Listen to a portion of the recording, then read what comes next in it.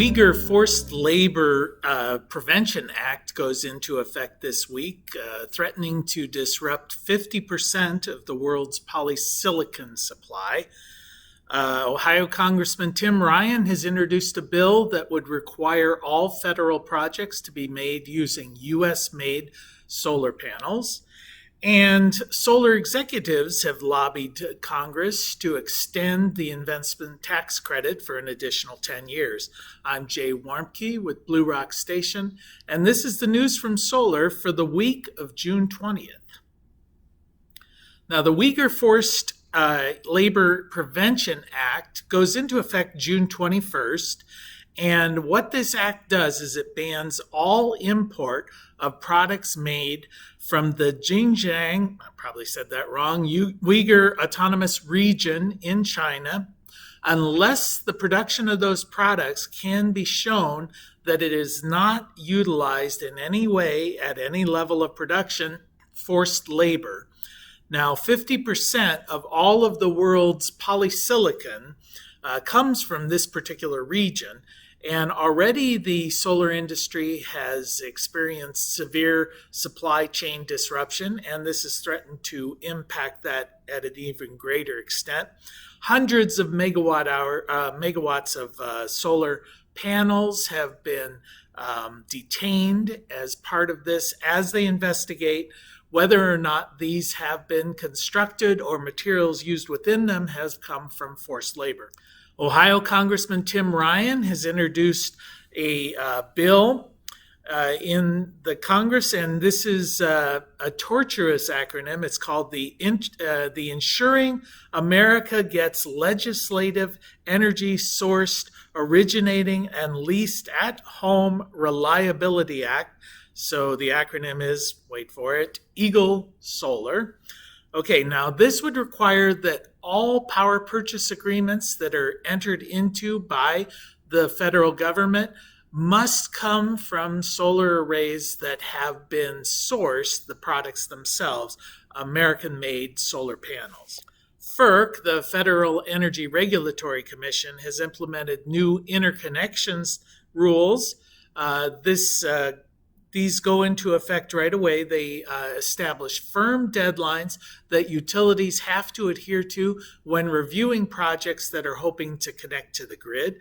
They also allow for cluster studies, which is basically if there are multiple installations that are proposed that are in a specific region, these can be looked at as a group rather than having to be looked at individually.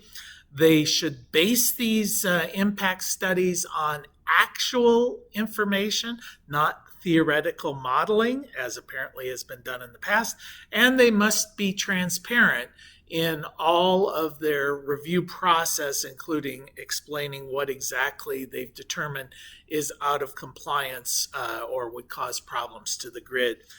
The solar executives, a number of solar executives have lobbied Congress for an investment tax extension. Currently, the investment tax credit is due to expire at the end of 2023.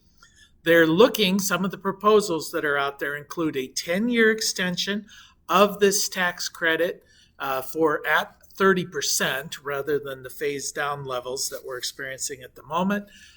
Extend it to storage only installs where currently they require that the storage be as part of a renewable energy program such as solar and wind.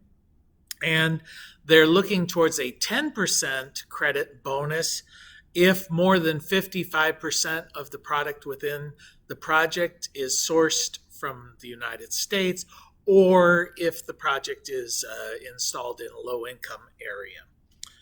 Princeton University has developed the first perovskite solar cell that will meet commercial longevity standards. Now, one of the issues with perovskite, which is an emerging technology in the manufacturing of solar cells looking to replace silicon as the base for solar panels, there have been a number of problems. One of them is that these tend to break down quite easily in the environment. In fact, the very first perovskite cells that were developed in 2012 only lasted for a matter of moments. Now they're looking at a perovskite cell that will last 30 years or longer. So the longevity issue has been addressed. Another issue was that they can contain toxic materials such as lead, although a study in Japan has shown that those materials can be replaced. And there's a group from Stanford that has just developed a manufacturing technique that will bring the cost of manufacturing perovskite cells down to about 25 cents per square foot, which compares at about 1/10 the cost of current manufacturing processes for silicon panels. And that's the news from solar for this week. We'll see you next week.